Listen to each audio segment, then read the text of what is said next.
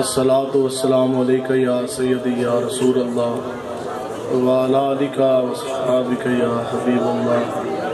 अस्सलातु वस्सलामु अलैका या सय्यदी या रसूल अल्लाह व अला आलिका व सहाबिका या हबीब अल्लाह। अस्सलातु वस्सलामु अलैका या सय्यदी या रसूल अल्लाह व अला आलिका व सहाबिका या खातमुन नबिय्यीन। आप अहबाब हुज़ूर अलैहिस्सलाम के ग़ुलाम तशरीफ़ फरमा हैं।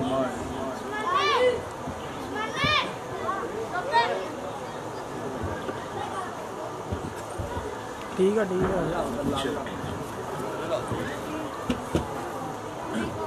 तो ये बात याद रखनी है कि जब भी बात है दीन इस्लाम की और जब भी बात है आका व मौला हुज़ूर अलैहिस्सलाम की तो फिर हजूर दे नाल मोहब्बत करनी है अन्नेवाह। हमारे पीरो मुर्शिद अमीरो मुजाहिदीन शेखुल हदीस अल्लामा खादिम हुसैन रिज़वी साहब रहमतुल्लाह ताला अलैह आप फरमाते सन के हजूर के साथ मोहब्बत अन्नेवाह करनी है। और इस तो ज़्यादा सलीस और इस तो ज़्यादा आसान और लफ्ज़ हो कोई नहीं सकता। तो इस जैसी के तशरीह करिए। और उस वक्त हजूर अलैहिस्सलाम अभी ज़ाहिरी तौर पर जब हजूर ने पर्दा नहीं फरमाया था तो उस वक्त बड़े लोग सन, वो भी ये कहते सन जी हम भी बहुत बड़े मुसलमान हैं तो नमाज़ा हजूर के पीछे पढ़निया, लेकिन दिल से वो इनकार करते थे। अदरस यहूदियों के साथ वो मिले हुए थे। तो कुछ लोग ऐसे थे कि जिनके दिल के अंदर नफाक था, मुनाफिक थे, तो गल्ला करते सन जी हम भी बहुत बड़े हजूर के गुलाम हैं। तो फिर सूरह बकरा कुरान की नस है, अल्लाह ताला ने फरमा दिया नहीं। अल्लाह ताला ने फरमाया अगर तुम ये चाहते हो ना कि तुम्हारा लाया हुआ ईमान रब की बारगाह में कबूल हो जाए तो अल्लाह ने फरमाया फिर ईमान मुझ पर इस तरह लेकर आओ जैसे मेरे हबीब के गुलाम सहाबा लेकर आए।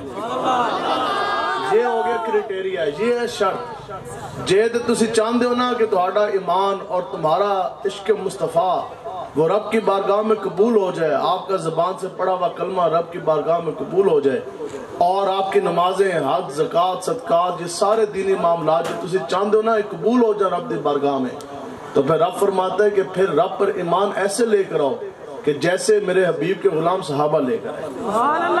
फिर हजूर के साथ मोहब्बत ऐसी अन्नेवाह करनी है कि जैसे सहाबा ने की। अब ये इश्क़ मुस्तफ़ा का क्राइटेरिया आ गया। अब मुनाफिक देखने लगे कि वो मोहब्बत कैसी, तो मोहब्बत तो फिर ऐसी है कि जब गल सरकार दिया है फिर ना बाप को देखा जाएगा, ना माँ को देखा जाएगा, ना बीवी बच्चों को देखा जाएगा, ना मालो मता को देखा जाएगा, ना दुनिया के ताज और तख्त और हुक्मरानियों को देखा जाएगा। अगर देखा जाएगा तो आका और मौला का चमकता दीन देखा जाएगा। अब हुआ क्या कि साहबा फरमाते ने फिर वो एक अजब मंजर था, लेकिन जब वो बात बंदा नहीं समझ सकता। दसो जी वो केड़ा हजूर का गुलाम है जो हजूर के दीन के लिए अपनी बरादरी भी ना छड़ सके। आज लोग कहते हैं जी हम बहुत बड़े आशिक, हमें ये आशिकी समझ नहीं आती। और वो कौन सा हजूर का गुलाम है, वो कौन सा आशिक रसूल है जो उम्मती नबी रहमत के नाम पर एक पर्चा भी ना कटवा सका। और जो बंदे पर्चा ना झड़ सके गल्ला करे जी मैं हजूर का आशिक हूँ। जो बंदा पूरी जिंदगी नबी रहमत के नाम पर हाथों पे कड़ी भी ना सजवा सका, उसको कौन कहता है कि तू ये कह के मैं हजूर का गुलाम। वो भी हजूर का गुलाम नहीं कि जो फैसलाबाद की जेल के पीछे 2 दिन 2 रातें जेल की सलाखे के पीछे ना गुजार सका। याद रखो हजूर का गुलाम है मुमताज हुसैन कादरी।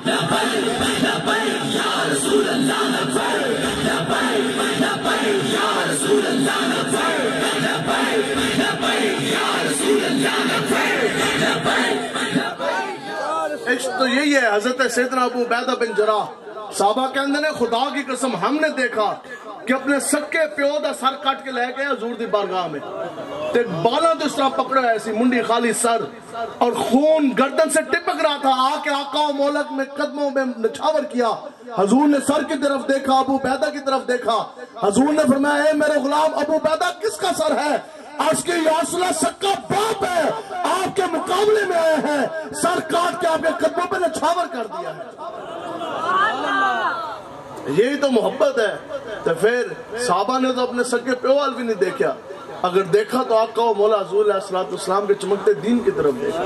तो बिल्कुल ये बात सिर्फ इतनी सी है, याद रखो कि बाप भी वही है, माँ भी वही है, بیوی بھی وہی ہے اور بچے بھی وہی ہیں، آپ کی کاروبار بھی وہی، آپ کا منصب بھی وہی ہے، اور مولوی بھی وہی ہے، پیر بھی وہی ہے، جبہ بھی وہی ہے، دستار بھی وہی ہے، مسجد بھی وہی ہے، محراب بھی وہی ہے، ممبر بھی وہی ہے، کتاب بھی وہی ہے، علم بھی وہی ہے، دولت بھی صرف وہی ہے جو آپ کو در مصطفیٰ کے قریب لے جائے۔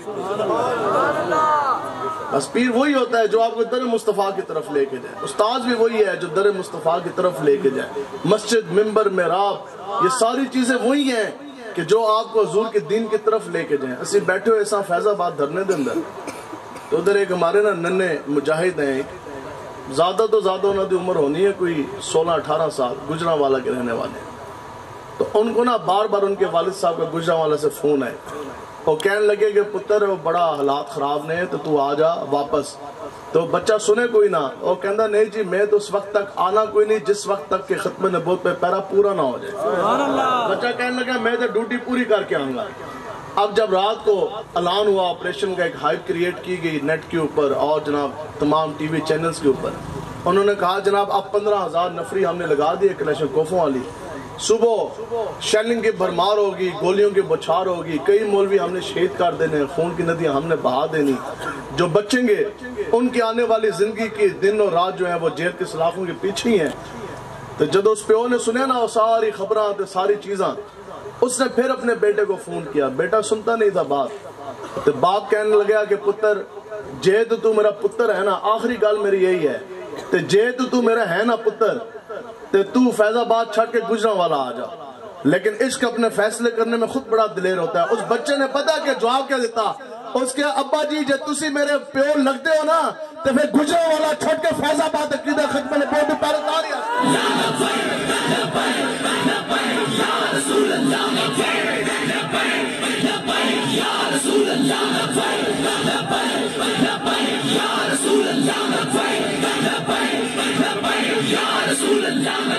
گل تو یہی ہے، امیر المجاہدین فرماتے ہیں جس بندے کی ٹانگیں یہاں بیٹھ کے کانپ رہی ہوں اس نے کفر کے سامنے کیا کھڑے ہونا ہے۔ اقبال کہتا ہے تیغ و تفنگ دستے مسلمان میں ہے کہاں، اقبال کہتا ہے کہ وہ مسلمان یہ نوجوان جن کے ہاتھوں میں تیر تلوار نیزے ہونے تھے اور جنہوں نے تمام دنیا کے گستاخان رسول کے سر تن سے جدا کرنے تھے، جنہوں نے پورا کفر پھا کر حضور کے نام کا جھنڈا پوری دنیا میں لہرانا تھا، کہنے نے لیکن اب عجب منظر ہے، ان نوجوانوں کے ہاتھ میں بیٹ آگے، بال آگے، چھکوں چوکوں کے جناب پلے کارڈ آگے۔ اقبال کہتا ہے تیغ و تفنگ دستے مسلمان میں ہے کہاں، اور ہو بھی تو دل موت کی لذت سے ہے بے خبر۔ اقبال کہتا ہے کافر کی بھی موت سے لرزتا ہو جس کا دل، کہتا ہے کون اسے مسلمان کی موت مر۔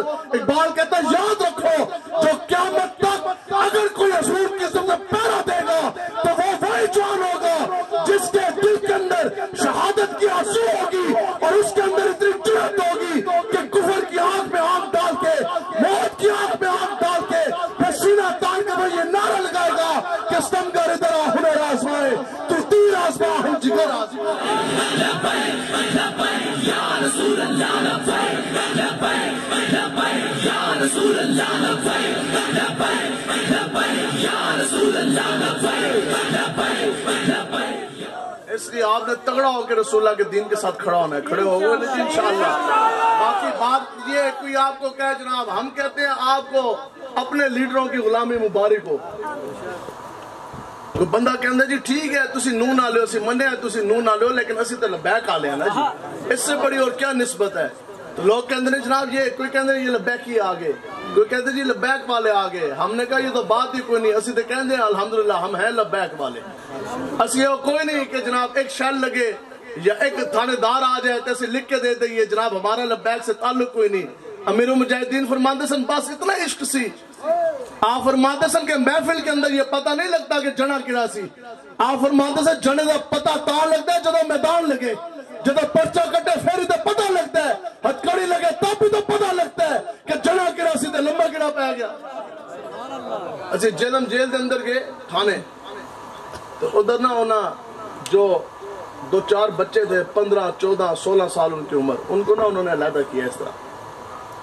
تو مرر کہنے لگیا منشی اس کیا یرا سے پرچہ دے رہے تھے توڑا نہ تے لکھے سادے کاغذ دے، وہ کہنے لگیا کہ میں نہ پھر توڑے بھی نہ لکھ دیا تو کہندہ ہے اور لڑکا بولے اس کے جی بالکل لکھو. اب پرچہ کٹا جا رہا ہے دہشت گردی کا. تو نال سامنے بیٹھے سی ایس ایچ او. تو جب سب تو چھوٹا بچہ ہے ایسے نا تقریباً 15 سال عمر. اور کہنے لگے جی وہ میری ایک بات ہے ریکویسٹ ہے ایس ایچ او صاحب سے میں بات کر لوں. تو ایس ایچ او نے ایک دم سن رہا سی. تو اس سمجھا کہ شاید بس دھڑک گیا ہے بیچارہ ہے کہے گا جناب وہ مہربانی کرے میں تو چھوٹا ہوں. تو ایس ایچ او کہنے لگا جی بیٹا بتائیں آپ. اور نے کہا جی ایک بات ہے آپ میری مانیں گے. اس کا ہاں بتائیں آپ. اس کے ایس ایچ او صاحب جتنے بھی بیگ دے کھاتے پرچے کٹنے نا میرا نام سب تو پہلے نمبر دے.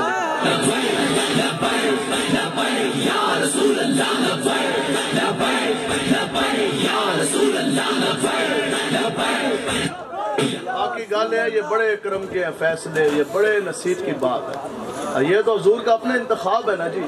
اب میں خود چونکہ پولیس میں نے 9 سال بطور انسپیکٹر نوکری کی ہے, مجھے یہ پتہ ہے بیچارے سپاہی دی کتنی ایک جان ہوتی ہے.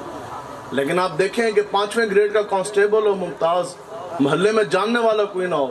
زیادہ سے زیادہ اس وقت ممتاز قادری صاحب کی جو تنخواہ تھی وہ 15,000 روپے تھی.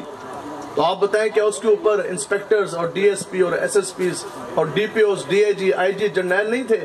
لیکن بات تو اتنی ہے کہ جب انتخاب دربار مصطفیٰ سے ہو جائے, بتاؤ جی بڑے بڑے وقت کے جرنیل, بڑے بڑے ڈی اے جی, بڑے بڑے ڈی پی او, بڑے بڑے کمشنر جو ہے وہ سوچتے ہی رہ گئے.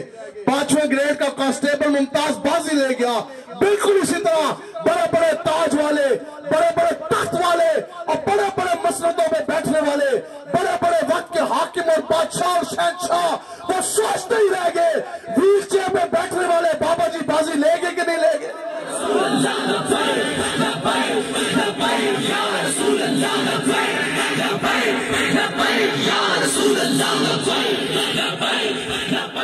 لیکن گل تو یہ ہے نا اندر صاف ہوئے تو پھر اس نے ساری تقریر بھی سمجھ آئے گی.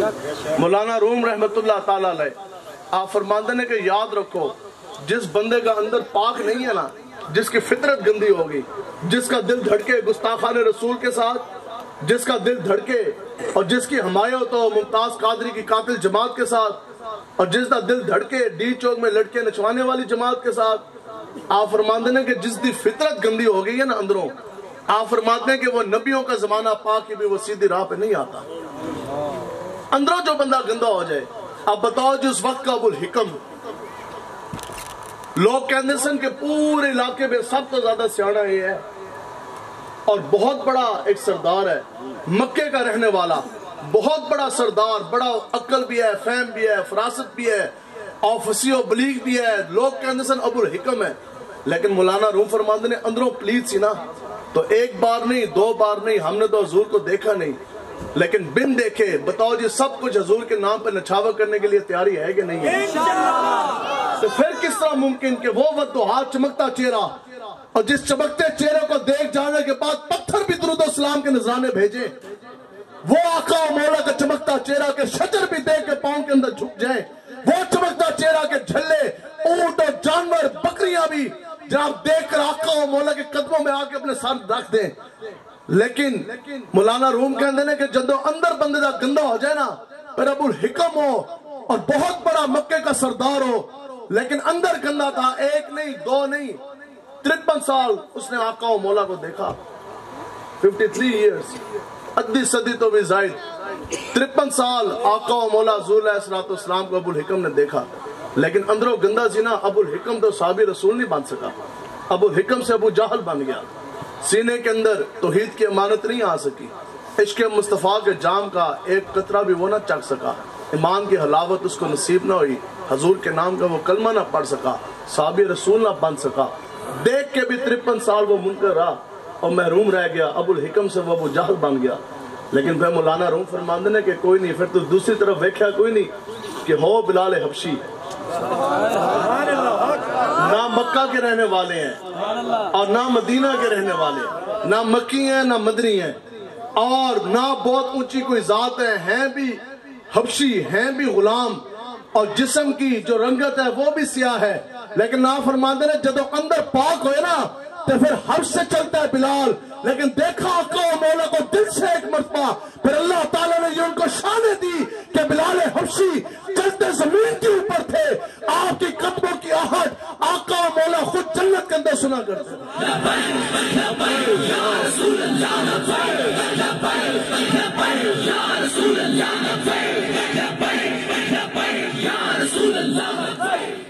حضور علیہ السلام جب معراج کے موقع پر گئے، حضور علیہ السلام جب واپس آئے نا، حضور نے فرمایا بلال تجھے تو رب نے ایسی شانیں دی ہیں، دیکھو جی ادھر بندہ کوئی چاہ رہا ہے نا تو سامنے ادھر آواز نہیں آتی.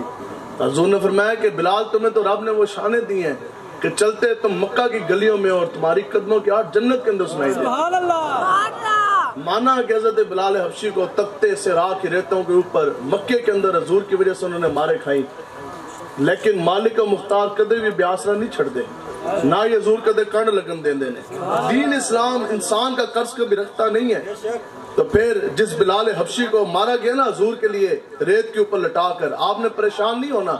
آج اگر آپ کو حضور کے نام پہ ہتکڑیاں لگائی گئی، 2-4 بندے آپ کو تانا مارتے ہیں، تو انشاءاللہ یہ یاد رکھنا پھر حضور نے آپ کو اتنا نوازنا ہے، اتنا نوازنا ہے، اتنا نوازنا ہے. بلال حبشی رضی اللہ تعالیٰ عنہ آپ کو اگر مارا گیا تو جب مکہ فتح ہویا، پھر بڑے بڑے آپ سوچتے ہیں کہ بڑے بڑے صحابہ نیچے کھڑے تھے جلہ بڑی شانوں والے، لیکن حضور نے فرمایا کہ اب اگر کعبے کی چھت پہ چڑھے گا تو وہ غلام چڑھے گا جس نے مکہ کی ریت کے اوپر لیٹ کے میرے لیے مارے گئے. وہی مکہ کی گلیاں، انہی مکہ کی گلیوں کے اندر حضرت بلال حبشی کو نا اس طرح رسی ڈال کے اس طرح کہ آپ نو عشق مصطفیٰ کی وجہ سے آپ کو ان گلیوں کے اندر پھیرا جاتا تھا. ہاں بھی تو حضور دا عاشق ہے، تو کلمہ پڑھے، تو ان کی گلی میں نا اس طرح رسہ ڈال کے ان کو پھیرا جاتا تھا. لیکن پھر اللہ نے وہ آپ کو مقام دیا کہ انہی گلیوں کے اندر جب بلال حبشی چل رہے ہوتے تھے تو آپ کے قدموں کے ہر جنت کے اندر سنائی دیا. اقبال یہ کس کا عشق کا فیض عام ہے، رومی فنا ہوا بلال حبشی کو دوام ہے. اگر آپ یہ چاہتے ہیں نا کہ آپ کی قبر، آپ کی حشر، آپ کے ہاتھ چہرے چمکیں، تو پھر آج لے ان کی پناہ اور آج مدد مانگ ان سے، پھر نہ مانیں گے قیامت میں اگر مان گیا تو ہمارے لیے اس سے بڑی اور کوئی خوش قسمتی نہیں، اس سے بڑی اور کوئی خوش قسمتی نہیں. آگے تو بات ہمیں نہیں سمجھ آتی. بتاؤ جی آقا و مولا حضور علیہ السلام کی غلامی کے بعد، آقا و مولا کے ہاتھ جانے کے بعد پھر دنیا دار کی طرف ہم کس طرح دیکھ سکتے ہیں؟ ہمیں تو نہیں سمجھ آتی. آقا و مولا حضور علیہ السلام تو اتنے لچپال ہیں. بتاؤ جی آقا و مولا حضور علیہ السلام کا ظاہری طور پر جب پردہ فرمانے کا وقت آیا، جناب اسرائیل آئے اور جب حضور کا پردہ فرمانے کا وقت آیا تو حضور علیہ السلام نے پوچھا کہ مجھے یہ بتا جو میرے امتی ہیں ان کو کتنی تکلیف ہوگی. تو عرض کرنے لگے یا رسول اللہ بس جو آپ کے نیک امتی ہیں وفادار، ان کو تو اتنی تکلیف ہونی ہے کہ جیسے مکھن کے اندر سے بال کھینچ دیا جائے، لیکن پھر میرا اور آپ گناہگاروں کا خیال ہے. دنیا سے جاتے وقت حضور علیہ السلام نے پوچھا نہیں مجھے یہ بتلا کہ جو میرے گناہگار امتی ہیں ان کو کتنی تکلیف ہوگی. عرض کی کہ یا رسول اللہ ان کو تو ایسی تکلیف ہوگی جیسے پتلا کپڑا کسی کانٹے دار جھاڑی کے اوپر پھینک دیا جائے اور ایک طرف سے اس کو کھینچا جائے، اس کے چیترے اڑ جائیں گے. یا رسول اللہ جو گناہگار امتی ہے آپ کو اس کو اتنی تکلیف ہوگی. تو پتہ ہے آقا و مولا حضور علیہ السلام نے کیا فرمایا دنیا سے جاتے ہوئے؟ حضور نے فرمایا پھر اس طرح کیجئے کہ قیامت تک اس روح عرض کے اوپر میرے جتنے گناہگار امتی آئیں گے نا، ان ساروں کی تکلیف اکٹھی کر کے آج اکیلے مجھ محمد عربی کو آپ دے. لیکن محبوب غم گسار کی محنتوں کا کیا خوب آج ہم سب نے مل کے صلہ دیا. جو ہمارے غم میں صدا رہے ہم نے ان کو دل سے بھلا دیا. کمال نہیں ہوگی حضور کے نام کا کلمہ پڑھ کے 150 کروڑ سے زائد مسلمان پوری دنیا کے نقشے میں موجود ہیں اور 20 کروڑ سے زائد مسلمان ملک پاکستان میں موجود ہیں اور بہت بہت بڑے پیر صاحبان بھی ہیں، مولوی بھی ہیں، مفتی بھی ہیں، آپ بھی ہیں، ہم بھی ہیں. بتاؤ جی ملک پاکستان نہیں پوری دنیا میں خدا کی قسم اس وقت 1 فٹ بھی ایسا حصہ نہیں بلکہ 1 انچ بھی ایسا زمین کا ٹوٹا نہیں ہے جس کے اوپر نظام مصطفیٰ کا نفاذ ہو. حضور تو رحمت اللہ العالمین بن کر آئے تو ہم نے حضور کے ساتھ کیا وفا کی. ہاں وہ دین جو نکلا تھا اپنے دیش سے بڑی شان سے، آج وہ پردیس میں غریب الغربا ہے. آج جناب غریب الوطن ہو چکا دین بھی. پوری دنیا میں ہر چیز آپ کو میسر ہے، پوری دنیا میں آج نہیں اگر آپ کو ملے گا تو حضور کا آپ کو دین نہیں ملے گا. بتاؤ جی آج جن کے پیچھے آپ نے اپنی زندگیاں برباد کی، حضور علیہ السلام نے فرمایا کہ سب تو بدترین سب سے برا شخص وہ ہے کہ جس نے کسی کی دنیا بنانے کے لیے اپنی آخرت برباد کر دی. دوسرے موقع پہ حضور نے فرمایا کہ سب تو بدترین شخص وہ ہے کہ جس نے کسی کی دنیا بنانے کے لیے اپنا ایمان بیچ ڈالا. بتاؤ جی ووٹ آپ ان کو دے، پیسہ آپ لگائے، نعرے آپ ان کے لگائے، پھر وقت کے صدر، وزیر اعظم، وزیر، مشیر، گورنر، ایم این اے، ایم پی اے یہ بن کر پھر عقیدہ ختم نبوت کے اوپر ڈاکے یہ ڈالے، ممتاز قادری کو پھانسی یہ دے، کرکٹ میچ کروانے کے لیے مساجد کو تالے یہ لگائے اور مساجد کے مناروں کے اوپر سے سپیکر یہ اتارے، پھر لڑکیوں کو یہ نچوائے، گستاخوں کو رہا یہ کرے، پھر فلموں میں کام کرنے والی لڑکی کو مسجد وزیر خان کے اندر آ کے یہ نچوائیں، وہ کون سا دین کے اوپر حملہ ہے جو انہوں نے نہیں کیا؟ اب بتائیں کہ آپ ان کے جرم کے اندر کیوں شریک ہوتے ہیں؟ دنیا تو ان کی بنی، آپ کے پاس تو جو 2 وقت کی کھانے کی روٹی تھی وہ بھی جاتی رہی، جو وقت حاکم بنے. کیونکہ میں خود اس معاشرے میں، اس ماحول میں رہا، میں نے خود نوکری کی ہے، میرے والد صاحب بڑے سینئر ریٹائرڈ ہیں، ہمارے خاندان کے اندر اپنے 3 جرنیل ہیں، ہم نے دیکھا ہے. میں آپ کو حقیقت بتا رہا ہوں، خدا کی قسم، جو اشرافیہ افسر شاہی اور یہ جتنے آپ کے حاکم بیٹھے، اور انہوں نے کتے بھی گوشت کھان، ان کے جناب کتے بھی گوشت کھائیں، اور ہمارے بچوں کے پاس 2 وقت کی کھانے کے لیے دانے بھی نہ ہو، ان کے کتے بھی گوشت کھائیں، ہمیں ہمارے ماں باپ کو دینے کے لیے جناب دعائیں بھی نہ ہو. آپ بتاؤ جس سے بڑی اور مفلسی اور جناب ذہنی پسماندگی اور ذلت کے گڑے کے اندر آپ نے کیا چلنا؟ یہ تو قرآن کی نص ہے، انتم الاولون ان کنتم مؤمنین. اللہ تعالیٰ فرماتا ہے کہ یاد رکھو کہ جس انسان کے سینے کے اندر ایمان ہے، مومن ہوئے سینے کے اندر ایمان عشق مصطفیٰ، رب فرماتا ہے کہ وہ کبھی بھی وہ سرنگوں نہیں ہو سکتا. مسلمان تو رہے گا ہمیشہ کے لیے سر پلٹ. تاجدار ختم نبوت زندہ باد، تاجدار ختم نبوت زندہ باد، زندہ باد. آج بھی میرے بابا جی دی کیا بات ہے، آج بھی میرے بابا جی دی کیا بات ہے. عجب بات نہیں ہوگی، ٹیکس اسی دئیے، بھوکے بھی ایسی مڑیے، اور جناب ہمارے ٹکڑا کھا کے اے جناب ساڑھی پلی سانو میں ہو، پوری زندگی تسی غلام بن کے رہنا ہے. وہ ایک سجدہ جسے تو گراں سمجھتا ہے 1000 سجدوں سے دیتا ہے تجھے نجات، اور وہ ایک غلامی جسے آج تو گراں سمجھتا ہے 1000 غلامیوں سے دیتی ہے تجھے نجات. اقبال کہتا ہے غیرت بڑی چیز ہے جہاں تگ و دو میں، پہناتی ہے درویش کو تاج سر دارا. اقبال کہتا ہے آج حضور کا عشق اپنے سینے کے اندر بسا، آج غیرت ایمانی اپنے سینے کے اندر تو پیدا کر، پھر پوری زندگی درویشی کی بھی زندگی اگر تو گزارے گا نا تو اللہ تعالیٰ پوری دنیا کے تاج و تخت تیرے پاؤں کے اندر نچھاور کروا دے.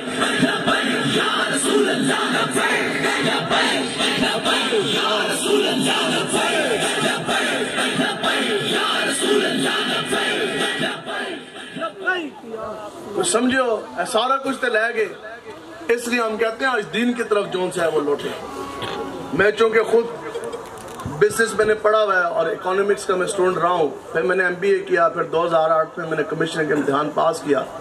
میں آپ کو حقیقتاً بتا رہا، یہاں اگر کوئی اکنامکس کا اسٹوڈنٹ بیٹھا اور کثیر تعداد میں علماء کرام ہمارے بزرگ بھی بیٹھے ہیں ادھر، یہ جتنے ٹیکس ملک پاکستان میں اس وقت رائج ہیں، GST 21-22 پہ چلا گیا، انکم ٹیکس، سیل ٹیکس، جتنے تو آڈر ٹول پلازا نے، جتنے بھی ٹیکس تو اسے دے کے در بیٹھے، شریعت میں خدا کی قسم ان کا کوئی وجود نہیں ہے. اگر ہے تو آپ بتا دیں. قرآن و حدیث کے اندر اس کا کوئی ثبوت نہیں ہے، شریعت کے اندر اس کا کوئی ثبوت نہیں ہے. خدا کی قسم ان میں سے ایک بھی شرعی طور پہ جائز نہیں ہے. وجہ کیا؟ دین اسلام آپ کو کہتا ہے کہ زکوٰۃ دیں. زکوٰۃ کون دے گا؟ صرف اور صرف صاحب نصاب. جڑا بندہ سوکھ ہے، 100 روپے آپ کے پاس ہے، ریاست مدینہ دین آپ کو یہ کہتا ہے کہ آپ 97.5 روپے اپنے پاس رکھیں، 2.5 روپے آپ ریاست کو دیں. بس وہ بھی او دے گا جڑا بندہ چنگا سوکھ ہے، جس نے کولو فالتو پے نے پیسے. اب بتاؤ کہ جس بندے کے پاس کھانے کے لیے روٹی نہیں ہے وہ بھی ٹیکس دے، جس کو دینے کے لیے ماں باپ کو دوائی نہیں ہے، رات کو ماں باپ بغیر دوائی دے سو رہے ہیں. سوچو یار اس بندے کے دل پہ کیا گزرتی ہوگی کہ ماں باپ پوری زندگی درد کی وجہ سے کرا رہے ہیں، اوپر جو سے حاکم ہے وہ سب کچھ آپ کا لے گئے. بندہ پھر بھی کہے جی ماں پیو تڑپ دے نے تڑپ جان، مردے نے مر جان، میں تو پھر بھی نواز کا ساتھ دوں گا، میں تو پھر بھی عمران کا ساتھ دوں گا. ہم نے کہا پتر پھر دیو. یہ تو حضور کا فرمان عالی شان ہے کہ جس کے ساتھ تم اس دنیا میں کھڑے ہوئے، جس کے لیے تم نے اس دنیا میں اپنا زور لگایا، حمایت دی، جس کے لیے تم نے اپنے دنیا میں پیسہ لگایا، حضور نے فرمایا کہ جس کے لیے تم نے، جس کی محبت تم نے آج اس دنیا میں دل میں پالی، اس دنیا میں بھی اس کے ساتھ، قیامت میں بھی اس کے ساتھ. آج یہ یاد رکھو، PTI والے کہتے ہیں نا کہ اسی جناب عمران کے ساتھ ہیں، شیخو کے ساتھ ہیں، ڈبو کے ساتھ ہیں. ہم نے کہا انشاءاللہ قیامت والے دن بھی تم عمران اور شیخو کے ساتھ ہی ہوگے. تے نون لیگ والے قیامت والے دن نواز شہباز دے نال، تے پیپلز پارٹی والے قیامت والے دن زرداری کے ساتھ، بھٹو کے ساتھ، بلاول کے ساتھ، لیکن حشر کو ہوگا یہ معلوم کہ جیتا کون اور ہارا کون. ہاں ہم ہیں لبیک والے.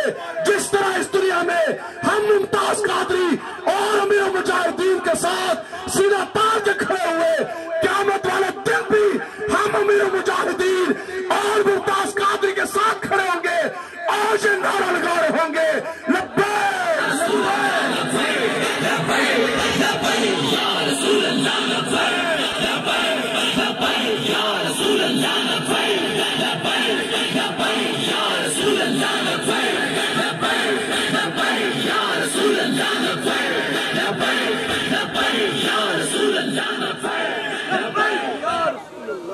ڈگیاں لتاں دے پولیس مقابلے ایک شاید جھل نہ سکے تے گلا کر دے نا مولویاں دے ہوتے جس نو منہ دھون دا پتہ نہیں, طہارت کن کو خدا کی قسم مسائل نہیں آتے تو باتیں کرتے علماء کرام کے خلاف.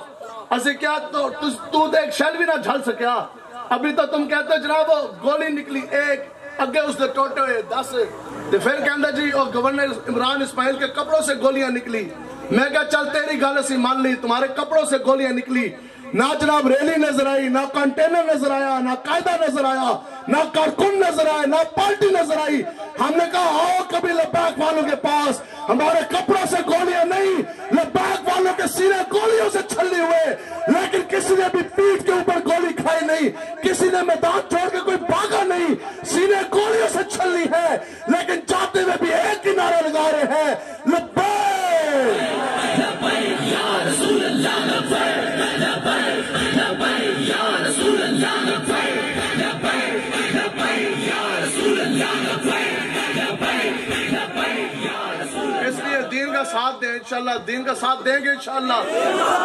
خیر جناب تسی ٹرو صحیح ایک باری بتاؤ جی کہ وہ صحابہ حضرت ابو ہریرہ رضی اللہ تعالیٰ عنہ آپ فرماتے ہیں کہ ایک باری تے ایسی بھوک آئی, کہندے نے کئی دن کا میں نے کچھ کھایا نہیں تھا, تو کہندے نے کہ پھر میں تو بے ہوش ہو کے مدینہ کی گلی میں گر پڑا. تو پھر وہی حضرت ابو ہریرہ تھے, بڑے بڑے کیسر و کسرا کے تاج پاؤں میں آئے تھے, اس طرح ٹھوکر مار دے سن. ریشمی رومال سب تو بڑا مہنگا, سب تو بڑا جڑا مہنگا ترین کپڑا تھا نا, تو اس سے نا اس طرح ناک صاف کر کے تو اس طرح چھٹتے ہوں سن, صرف دکھانے کے لیے. بتاؤ جی اس ٹائم دارا کا تاج, دارا دا تاج خاندانی تاج جو سے ہے نا وہ کسرا خاندان کے بادشاہوں کے پاس آ رہا تھا, ایک بادشاہ دے کول, پھر دوسرے کے پاس, تیسرے کے پاس, چوتھے کے پاس. تو خدا کی قسم وہ صحابہ جنہوں نے دین کے لیے پیٹ پہ پتھر باندھے اور بغیر جوتیوں کے خدا کی قسم انہوں نے جنگیں لڑی, نہ تلواریں ہیں, نہ تیر ہیں, نہ نیزے ہیں, نہ ڈھالے ہیں. تو پھر اللہ تعالیٰ نے وہ پھر شان بخشی کہ وہی دارا کا تاج اس طرح فٹ بال کھیلتے ہوں گے سنسار. لیکن یہ تو تب ہوگا نا کہ جب کی محمد سے فاتون ہے تو ہم دے رہے ہیں, یہ جہاں چیز ہے کیا لوہ قلم دے رہے ہیں. روٹی عمران نے نہیں دینی, روٹی نواز نے بھی نہیں دینی. ہم کسی سے ایسی نہ کانے ہیں نہ اسی کسی سے کمی ہیں. ہم اگر روٹی کھا رہے تو حضور کے نام کی, آج بھی ساڑھے گھر اگر دانے ہیں تو وہ حضور کے نام کے ہی پڑے ہیں. لیکن گل یاد رکھو کہ جدو بھی گل آ جائے نا حضور دے دین دی, تو میں خود نہیں نوکری کرتا تھا, لیکن جدو گل آئی نا حضور دے دین دی تو پھر اسی وردی نہیں دیکھی, پھر اسی جناب اپنی نوکری نہیں دیکھی, اپنے پھول نہیں دیکھے, وردی بھی تے نوکری بھی لپیٹ کے حکومت کے منہ پہ ماری.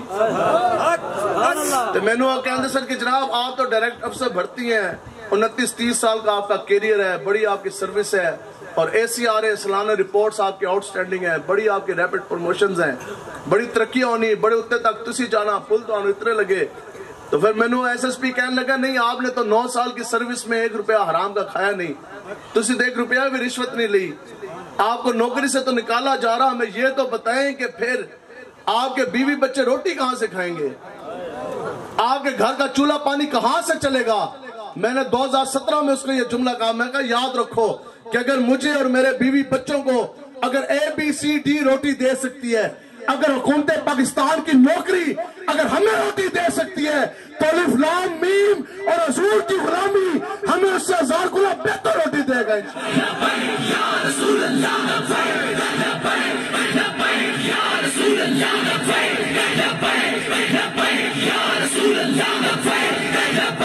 ہم آپ لوگوں کے حقوق کی جنگ لڑے ہیں, نہیں تو جدھر گھر رہے گی نا مولوی کی حد تک, چونکہ اسی خود مولوی ہیں الحمدللہ, مولوی یہ ہوتا ہی اور رو رہے نے, گزارا نہیں ہوتا. ہم نے کہا آپ کا تو میڈیکل بھی فری, زنانی آستے گڈی علیحدہ, کتے آستے علیحدہ, بچے آستے علیحدہ, فیساں او بھی جناب ڈی پی او ہے ڈی اے جی ہے اس فتیق پائی ہوئی ہے ایس ایچ او نے تو فیساں بھرے گا ٹھیک ہے جی اور جناب آپ کی سرکاری رہائش وہ بھی علیحدہ ہے پیٹرول بھی آپ کا فری ہے اور یونٹ بھی بجلی کے فری ہیں پھر بھی روتے آپ ہیں گزارا نہیں ہو رہا ہم نے کہا یہ حضور کے دین کی برکت یہ ہے کہ مولوی 12ویں والے کے نام 12,000 روپے تنخواہ لے کے تگڑا بیٹھا ہے آج تک دنیا مولوی کدے مریا نہیں بھوک دی وجہ تو امیر مجاہد رویا بھی نہیں امیر مجاہدین فرماتے سر قیامت تک نہ مولوی کدے روئے گا نہ ہی کدے بھوکا مرے گا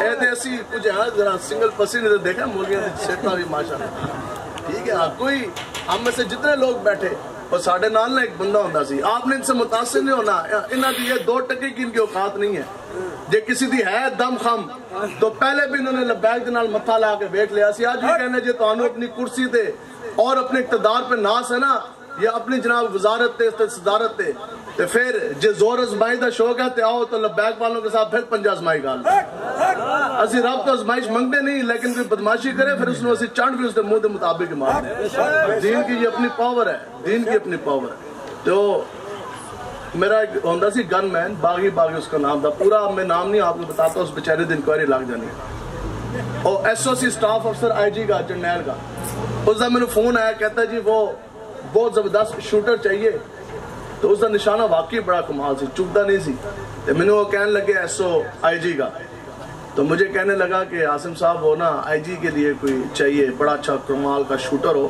اور ایز اے گن مین اس کا ڈیوٹی کرے گا گارڈ اور میں باغی نو بھیجیا تو باغی چلا گیا میں کہہ رہا بڑی اساس ڈیوٹی ہے تو عزت تو رکھنی ہے تو صحیح کر کے ڈیوٹی کرنی ہے چلا گیا با اعتماد میرا بندہ تھا پرانا تھا میرے ساتھ 5 دن قریب گزرے یا ہفتہ گزرا اب مجھے ایگزیکٹ یاد نہیں ہے تو مجھے نا آئی جی کے ایس او کا فون آ گیا اور میں نے کہنے لگا کہ یار وہ تو باغی غائب ہو گیا ہے تو کوئی پتہ ہے کدھر ہے میں کہا اسی تو پیسے تھا تھوڑے کو کہندا جی اس کو تو ہم نے آئی جی کے ساتھ لگایا تھا اور آپ نے بندہ بھیجا کہندا جی آئی جی دفتروں اٹھیا میٹنگ واسطے کدھر اور جگہ تے گیا ہونا نہ لگے پیچھے سرکاری گڈیاں پروٹوکول سارا آئی جی نے کی جا کے ادھر میٹنگ اور جیسی وہ نکلا گاڑیاں سیدھی کھڑی تھی اس نے بیٹھا اور اس نے فوراً نکلنا تھا تو وہ جا گن مین بیچارہ وہ غائب اور بھی سنتری تھے لیکن وہ اس کا پرسن گن مین وہ غائب اب ظاہری بات ہے وہ اسکاٹ تو نہیں رک سکتا تھا وہ سارے معاملات آئی جی ہاں جی کدھر گیا وہ پتہ ہی کوئی نہیں نہ اس دفتر میں ملا نہ وہ دفتر آیا نہ وہ اپنی بارک میں گیا غائب ہو گیا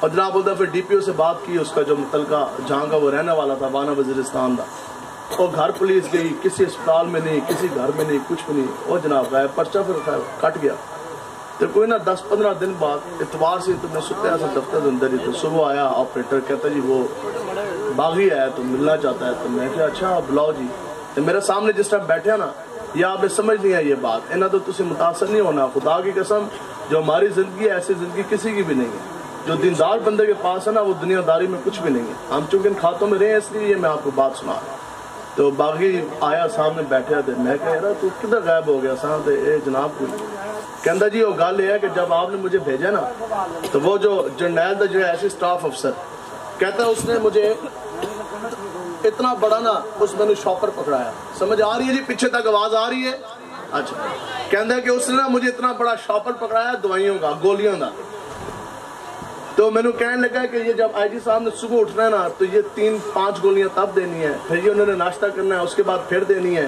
پھر دن کے انہوں نے 10 بجے چائے پہ دینی ہے پھر دوائی دینی ہے پھر دن کے کھانے سے پہلے دینی ہے دن کے کھانے کے بعد دینی ہے پھر جناب شام کو چائے کے ساتھ دینی ہے پھر رات کو کھانے سے پہلے دینی ہے پھر سونے سے پہلے کھانے کے بعد دینی ہے تو کہتا جس طرح میں گولیاں ویکھیا تو میں نے تو آیا چکر تو میں کہا یار میں تو اتنا پڑھا لکھا بھی کوئی نہیں تو جے اتنی خدمت جا کے میں اپنی ماں پہ عہدی کرا تو میں تو جنتی ہو جاواں اس کیا کہ آئی جی مرے گا اپنی موت تے کل کرانو مینو کہیں گے تو دن والی گولی راتی دے دیتی تے راتی والی صبح دے دیتی تو میرے ہوتے پرچہ جو ہونا ہے تے بہتر نہیں ہے کہ نس رہیے اب کیا زندگی ہے اتنے عہدے لے کے تسی انہاں چیزاں تو متاثر نہ ہو جب متاثر ہونا ہے تو ہمیشہ دینداری کے معیار پہ متاثر ہونا ہے اے سارے ایسی بیٹھے بتاؤ جی امیر المجاہدین فرماتے سن کتنے پرچے پورے کفر کا پریشر آپ کے اوپر آپ کہندے سن میں نے کوئی بلڈ پریشر نہیں ہے کوئی شوگر نہیں ہے ہم جتنے مولوی بیٹھے دسو جی ایک بھی کوئی راتی ایسی دوائیاں لے کے سونے ہیں پتہ ہی کوئی نہیں چلنا جناب بیٹھتے جانا ہے تو 2 منٹ کے اندر نیند ہے حضرت فاروق اعظم تو نا ایک یہ ہوتے ہیں امیر المومنین، اس کو کہتے ہیں ہیڈ آف دی اسٹیٹ. امیر المومنین ایک شخص آیا ایران کو، سفیر سی بہت بڑا، وہ آیا ملاقات کے لیے اور اس نے کہا جناب میں تو یہاں محل ڈھونڈ رہا ہوں کہ بہت بڑا بادشاہوں کا محل ہوگا مدینہ کے اندر، آپ کے امیر المومنین سے ملنا ہے. تو صحابہ آگے سے فرمانے لگے آپ کو پتہ نہیں ہے یہ جناب بادشاہت اور ملوکیت یہ تو آقا و مولا اپنے پاؤں کے نیچے روند گئے. انہوں نے کہا ہمارا بادشاہ نہیں ہوتا، ہمارا جون سے ہے وہ شہنشاہ نہیں ہوتا، ہم مسلمانوں کا امیر المومنین ہوتے ہیں. انہوں نے کہا جناب میں تو ڈھونڈ رہا ہوں کہ آپ کی پارلیمنٹ ہو، کوئی سینٹ ہو، کوئی بہت بڑا محل ہو. انہوں نے کہا نہیں، ہمارے ہاں جو وقت کا حاکم ہوتا ہے اس کی بھی ایسی جھونپڑی ہوتی ہے جیسے دیہڑی دار مزدور کی ہوتی ہے. انہوں نے کہا جی ملیں گے کدھر امیر المومنین فاروق اعظم؟ انہوں نے کہا جناب بات یہ ہے کہ بیت المال کے اندر سے کچھ اونٹ رات کو کھو گئے اور رات پوری لوگ لبدے رہے، ملے کوئی نہیں. اب امیر المومنین اور ڈنڈا چک کے آپو گئے نے جنگل جناب اونٹ ڈھونڈنے کے لیے. اب وہ بہت بڑا سفیر ہے، ایمبیسیڈر ہے ایران کا. وہ جب چلا امیر المومنین کی تلاش میں، ساتھ کچھ صحابہ بھی چل گئے. خدا کی قسم وہ پتہ کیا کہتا ہے؟ کہتا ہے جیسی اسی گھنے جنگل کے اندر داخل ہوئے نا تو وہاں امیر المومنین حضرت فاروق اعظم، پوری دنیا کا کفر ان کے نام سے یوں کامتا تھا اور یہود و نصارہ ان کے نام سے کامتے تھے. تو ہیڈ آف دی اسٹیٹ ہے. آج ملک پاکستان 5.25 لاکھ میل ہے مربع میل، اس وقت 36 لاکھ مربع میل، اس سے 7 گنا بڑی اسلامک اسٹیٹ تھی. تو وہ سفیر ایران دا کہنے لگا کہ میں نے دیکھا امیر المومنین 36 لاکھ مربع میل کے ہیڈ آف دی اسٹیٹ تے جنگل کے اندر نا، ٹھیک ہے جناب، تے اس طرح کر کے وہ ستے ہوئے تھے. کہتے ہیں جب میں نے امیر المومنین کی زیارت کی نا، کہتے ہیں میں دیکھتے ساتھ میں نے کلمہ پڑھ لیا. میں کہا ساڑھے ایران دے، فارس دے، کیسر و کسرا دے وہ بادشاہ اتنے ہٹو بچو اور جناب اگے گارڈ تے پیچھے گارڈ تے اتنے ڈیوریاں تے اتنے بڑے بڑی اونچی دیواریں. اور نے کہا یہ اس چیز کی دلیل ہے کہ حضرت فاروق اعظم جو سے ہیں یہ دنیا میں زمین کے اوپر یہ عدل کرتے ہیں. یہ یاد رکھو نیند اس کو آتی ہے کہ جو عدل و انصاف کرتا ہے، اور وہ تو بندہ بے خوف ہوتا ہے. بتاؤ جی جتنی ان کی تو ان کا کیا دشمنیاں، جتنی امیر مجاہدین کو خطرات تھے. ہم نے خود جنم میں ان کو بلایا، ڈی پی او میرے کو لا کے رون لا کے انہوں نے کہا جناب لائف تھریٹ ہے. انہوں نے کہا جناب ان سے زیادہ تو لائف تھریٹ امیر المجاہدین سے ہے. عمران خان ڈرامے لاندہ نا کہ جناب میرے پہ حملہ ہو جانا تو مجھے یہ قتل کی سازش. جتنے زیادہ لائف تھریٹ امیر المجاہدین کو تھا دنیا میں کسی شخص کو نہیں تھا. پورا شخص سے لے کے غب تک، کتوں لے کے تھلے تک، پورے کفر کی دوربینیں امیر المجاہدین کے اوپر ہوتی تھی. لیکن بتاؤ جی امیر المجاہدین نے پوری زندگی، آپ نے ایک چاقو بھی پاس نہیں رکھا، ایک گن مین بھی نہیں رکھا، گاڑی کی نہ نمبر پلیٹیں چینج ہوئی، نہ کبھی کالے شیشے لگے. آپ فرماندے سے جلیا جنہ مالکان دا کام اسی کر دے نا تو نہ مالکان دا ہاتھ ساڑھی پوچھ دیتے موجود ہے.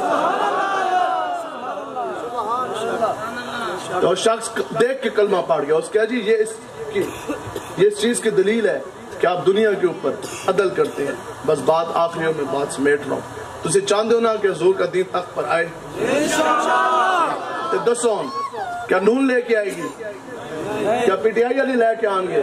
ہمارے ساتھ لکھا بھی کسی دے اختلاف ہوئے نا، لیکن دنیا کی ہر ایک پارٹی یہ بات کہتی ہے کہ اگر حضور کا دین تخت پر کوئی جماعت لے کر آئے گی تو وہ صرف اور صرف تحریک لبیک یا رسول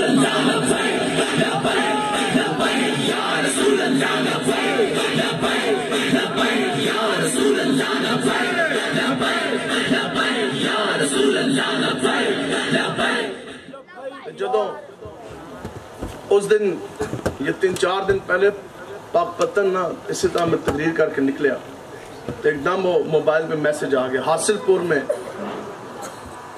میاں بیوی ہیں اور ساتھ ان کے چھوٹے چھوٹے بچے ہیں پھولاں دی طرح. زیادہ تو زیادہ میرے خیال 5 سال انہوں دی عمر ہونی ہے، 2 بچوں دی 5 سال 6 سال. ان دونوں نے پتہ کیا کیا ماں اور باپ نے؟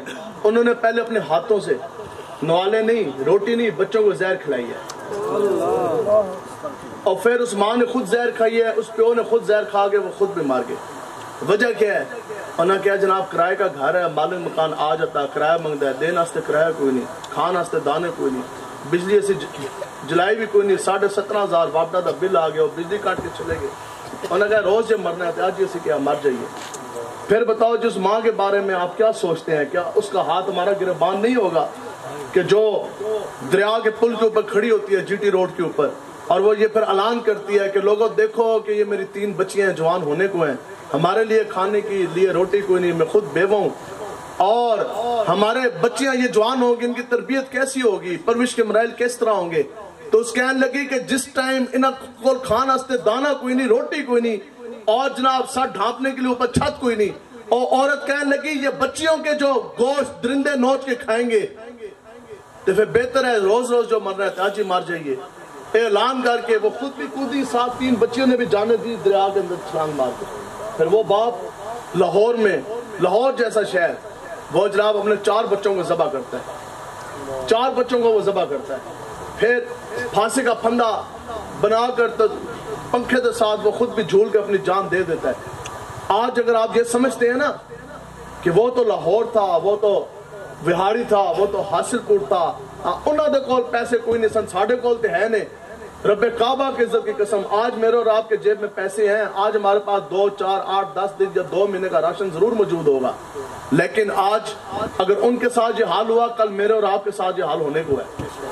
اگر ہم رسول اللہ کی عزت کے لیے نہیں کھڑے ہوں گے، آج ظالم کے خلاف آج تسی اگر نہیں کھڑے ہو گے، آج نظام مصطفیٰ کے نفاذ کے لیے اگر آپ نہیں کھڑے ہوں گے، تو پھر حضرت امیر المجاہدین فرماندے سن کہ جس علاقے میں جن لوگوں کے اوپر، جس قوم کے اوپر سورج ایک مرتبہ ڈوب جائے نا، پھر صدیاں لگتی ہیں اجالا آتے ہوئے، صدیاں لگتی ہیں سورج طلوع ہوتے ہوئے. تو تسی چاہتے ہو کہ ہماری بھی اس طرح نیلام ہو؟ آپ یہ چاہتے ہیں کہ ہمارے آنکھوں کے سامنے چھوٹے بچے بلک بلک کے مر جائیں، ماں باپ بیماری کی حالت میں چلے جائیں؟ لیکن آج اگر تسی دین واسطے نہ کھڑے ہوئے تو پھر کام یہی ہونا ہے. اس لیے ہم آپ کو کہتے ہیں کوئی مسئلہ کوئی نہیں. بتاؤ جی، جسٹس جج 50-50 40-40 لاکھ روپے ان کی ماہانہ تنخواہ ہے. اس دن ایک جسٹس ہے، اس کی پینشن کی سلپ لگی، پینشن کی، ریٹائر ہو گیا، 18 لاکھ روپے. کرکٹ، پاکستان کرکٹ بورڈ دا جنہا چیئرمین ہے، چلو جنہا کرکٹ کھیل رہا ہے، اس کو سمجھ آن دے، کوئی چھکے ٹھلے ہو مار دا، بالر گیند سٹ دا ہے. جو کرکٹ کا جو چیئرمین ہے، جو بورڈ کے جو ممبر ہیں، وہ کیا کام کرتے ہیں؟ 40-40 لاکھ روپے ان کی تنخواہ ہے. اور اوپر ہے جتنے تو آڑے کمشنر تھے دوسرے تیسرے بیٹھے اے سیوں کی ٹھنڈی ہواؤں میں لاکھوں روپے تنخواہ یہ لے رہے. اور جو سپائی بیچارہ پورا دن ناکے کے سامنے کھڑا ہے، ٹھیک ہے، گولی میں وہ سپائی کھائے، ڈیوٹی بیچارہ وہ کرے، تپتے سورج کے نیچے کھڑا وہ ہو، اور سردی برداشت وہ کرے، 30,000 روپے تنخواہ وہ لے، گولی بھی وہ کھائے، پھر جیب سے وہ پیٹرول بھی ڈلوائے، بچیوں کے فیسوں بھی بڑھے، اور گھر کا جناب بجلی کا کرایہ کا بل بھی دے. تو بتاؤ جی ایکڑا انصاف ہے؟ حضرت ابو بکر صدیق، مدینہ کی ریاست جی ہے، ابو بکر صدیق رضی اللہ تعالیٰ عنہ، جب آپ امیر المومنین بنے اور آپ کی پے فکسیشن کا جب مسئلہ آیا، انہوں نے کہا جناب آپ کی تنخواہ مختص کرنی ہے، کتنی ہونی چاہیے؟ آپ نے فرمایا کوئی نہیں مسئلہ، جتنی دیہڑی دار مزدور کی دیہڑی ہے اتنی ابو بکر صدیق کی تنخواہ ہے. انہوں نے کہا جناب آپ کا گزارا نہیں ہونا، زیادہ کرنی پڑے گی. آپ نے فرمایا جتنی ابو بکر کی تنخواہ زیادہ ہوگی اتنی پہ دیہڑی دار مزدور کی بھی دیہڑی زیادہ ہو جائے گی. بس دین تو یہ کہتا ہے. یہ کون سی بات ہے جناب؟ ان کا لائف سٹائل دیکھیے تو ساڑھا دیکھو. تو انشاءاللہ یہ یاد رکھو، جو لوگ تو انہیں خراب کرتے ہیں جناب لبیک والے ملک چلائیں گے، مولوی ملک چلائیں گے. ہم نے تو یہ بات ہی کوئی نہیں کی. ہم نے کہا لبیک والے ملک نہیں چلانا، نہ مولویوں نے چلانا ہے. ملک اگر چلائے گا تو وہ محمد عربی کا چمکتا دین چلائے گا انشاءاللہ. اور جو لوگ آج یہ کہتے ہیں جناب ABCD کا دور ہے، 1 2 3 کا دور، ہم نے کہا دور کل بھی حضور کا تھا، دور آج بھی قرآن و حدیث کا، اور قیامت تک اگر سکہ چلے گا تو حضور کے نام کا سکہ چلے گا. باقی انشاءاللہ تسی آن دو. دین کی برکت یہ ہے کہ وادی تہامہ سے حضرت فاروق اعظم کا گزر ہوا. وہ دور تھا کہ جس وقت 36 لاکھ مربع میل کے اوپر مسلمانوں نے اسلام کے جھنڈے گاڑ دیے. مجاہدین اسلام روز کہ روز کفر کو رونتے جا رہے ہیں، حضور کے نام کے جھنڈے گاڑتے جا رہے ہیں، اور مال غنیمت آ رہا ہے، بیت المال بھرا پڑا ہے، اچھی خبریں ہیں. تو آپ وادی تہامہ سے گزرے، بیٹھ کے آپ رونے لگ گئے. ساتھ آپ کے جو وزیر تھے، جو مشیر تھے، انہوں نے کہا جناب عجب ایک منظر ہے، ہم نے بڑی بڑی خون ریزی اور بڑے بڑے سخت جنگوں میں بھی آپ کے ساتھ رہے، اور آپ فاروق اعظم جن کے نام سے پورا کفر کامتا ہے، جس راہ سے آپ گزر جائیں وہاں سے شیطان بھی نہیں گزرتا. تو وزیر مشیر کہنے لگے کہ جناب آپ کے رونے کا مقصد اور سبب ہمیں سمجھ نہیں آیا. آپ فرمانے لگے کہ یہی وہ وادی تہامہ تھی. آج سے کچھ سال قبل جب میں یہاں سے اپنے باپ کے ساتھ گزرا تو مجھے میرے باپ خطاب نے کہا کہ عمر یہ 5 اونٹ ہیں، ان 5 اونٹوں کو سیدھا کر کے کھڑا کر دو. آپ کہتے ہیں کہ عمر تو وہ ہے خدا کی قسم جس سے 5 اونٹ سیدھے نہ کھڑے کیے جا سکے. اگلے اونٹ سیدھے کریے تو پیچھے نکل جان، پیچھے سیدھے کریے تو درمیانے نکل جان. آپ کہتے ہیں کہ عمر کی ذاتی حیثیت یہ ہے کہ عمر 5 اونٹ سیدھے نہ کھڑے کر سکا. پھر میرے باپ خطاب نے مجھے پیٹا اور کہنے لگا تو اتنا بڑے سردار دا پتر ہو کے عربی نسل کا ہو کہ 5 اونٹ تو نہیں کھڑے کر سکتا. آپ کہتے ہیں کہ عمر کا ذاتی قد، عمر کی ذاتی حیثیت آج بھی یہی کہ عمر 5 اونٹ سیدھے نہ کھڑے کر سکا، لیکن یہ تو آقا و مولا کی دین اور اسلام کی یہ پاور ہے کہ 36 لاکھ مربع میل کا آج عمر فاروق تنہا امیر المومنین، لیکن جرأت نہیں کہ کوئی ایک شخص دوسرے کا ذرے برابر بھی حق جو سے ہے وہ چھین سکے.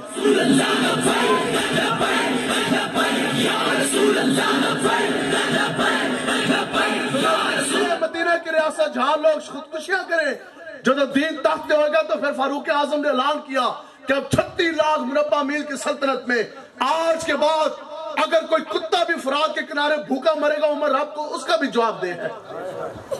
تو پھر دسو جی کہ دین آپ کو ٹرک کی پتی کے پیچھے لگاتا ہے؟ دین کدے بھی تو ٹرک کی پتی کے پیچھے نہیں لگاتا. دین اس طرح تبدیلی لے کے آتا ہے. انشاءاللہ تبدیلی ہوتی کیا آپ دیکھیں گے اور انشاءاللہ دین آپ کو دکھائے گا. راتوں رات تبدیلی آنی ہے. تسی آن دو انشاءاللہ اسلام دی حکومت لبیک آنے نے تسی آن دو انشاءاللہ. جب پہلے دن نہیں اگر پیٹرول 150 تو تھلے نہ آئے تو پھر تسی گال کرے گا. اس دن میں نے تقریر کی، میڈیا والے آگے بعد میں تو وہ کہتے ہیں جی جناب جذباتی تقریر. میں کہا یار میں لائن آفیسر بھی رہا ہوں اور میں خود M T O headquarter بھی رہا ہوں. اور میں ایم ٹی او وہ سیٹ ہوتی ہے کہ جس کے اندر ساری گاڑیوں کی مینٹیننس ہے اور پیٹرول کے فیولز ہیں اور یہ ساری ایڈجسٹمنٹس ہم خود ٹینڈر کرواتے رہے ہیں، بولیاں ہم خود لگواتے رہے ہیں. میں آپ کو حقیقتاً بتا رہا، حقیقتاً میں آپ کو یہ بات بتا رہا، صرف اور صرف اجر افسر شاہی ہے اور ان کے وزیروں مشیروں کے آپ پیٹرول کے کوٹے ختم کر دیں، پیٹرول 150 سے نیچے آ جائے گا اسی دن. پیٹرول اسی دن جو ہے وہ 150 سے نیچے آ جائے گا. اور میں نے کہنے لگا جناب پھر اگر ان کو ہم پیٹرول نہیں دیں گے تو حکومت کس طرح چلے گی؟ میں کہا مثلا وہ جناب پہ ڈی پی او صاحب تو ڈی سی او صاحب یہ دفاتر کس طرح آئیں گے؟ میں کیا محلے کا مولوی اور امام مسجد صاحب 12,000 روپے تنخواہ لے کے پلیوں پیٹرول کو آ کے نماز پڑھانا سے آ سکتے ہیں؟ شیخ الحدیث صاحب مفتی صاحب 12,000 روپے تنخواہ لے کر جیب سے پیٹرول ڈلوا کر دورہ حدیث شریف اور قرآن و حدیث پڑھانے کے لیے مدرسے آ سکتے ہیں. آپ لوگ حق لال کی خون پسینے کی کمائی سے پیٹرول ڈلوا کر تسی اپنا کاروبار کرنے واسطے دکان کھولنے واسطے جا سکتے ہو. تو میں کہا دسو جی فیصلہ بات ہے جہاں کمشنر تے ڈی پی او ہے اس نے موت پہن دی ہے لکھاں روپے تنخواہ لے کر یہ جیب سے پیٹرول ڈلوا کے دفتر کیوں نہیں آ سکتا؟ آ سکتا ہے کہ نہیں آ سکتا؟ تے کون لے کے آئے گا جو ہون اتے بیٹھے یا لبیک آلے؟ انشاءاللہ آن دے لبیک دی حکومت جب پہلے 12 گھنٹے دے اندر جے سارے تو انو سکوٹر تے بٹھا کے نہ بکھا دیتے تے پھر گال کریں.